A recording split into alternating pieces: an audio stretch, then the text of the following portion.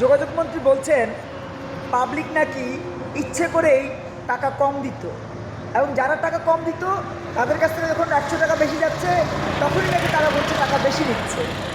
কিন্তু বাস্তবতা এই যে আগে প্রতি কিলোমিটারে 2 টাকা 10 পয়সা হারে আমাদেরকে ভাড়া দিতে হতো, আর এবার ঈদ যাত্রায় যারা বাড়িতে গেছেন তারা 4 গুণ, কখনো কখনো সময় ফেরে জায়গা ফেরে 5 গুণ পর্যন্ত ভাড়া বেশি দিয়েছেন। তাতে করে কিলোমিটার প্রতি আমাদের যাত্রীদের বা সাধারণ মানুষের এবার ভাড়া পড়েছে প্রায় প্রতি কিলোমিটারে 12 থেকে 15 টাকা।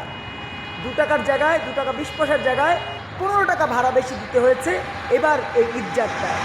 যোগাযোগমন্ত্রীকে বলবো যে আপনি যেমন কনস্ট্রাকশনের বিজনেস করেন, প্রপার্টি বেচে খান, এভাবেই পাবলিক কিন্তু প্রপার্টি বেচে খায় না, পাবলিক ফ্ল্যাট বিক্রি করে খায় না, পাবলিকের মাথায় বোঝা নিয়ে সারাদিন সেলাই করে অথবা ছোট ছোট ক্ষুদ্র ব্যবসা করে তাদের জীবন নির্বাহ করতে হয়। সেই বিষয়গুলো মাথায় রাখলে আপনি হয়তো এই জায়গাটা নির্মাণ করতেন না যে পাবলিক পরিবহন অথবা বেসরকারি পরিবহন অথবা বর্তমান যে পরিবহন সেক্টর রয়েছে সেই পরিবহন সেক্টরে চরম রকমের নৈরাজ্যকর পরিস্থিতি তৈরি হয়।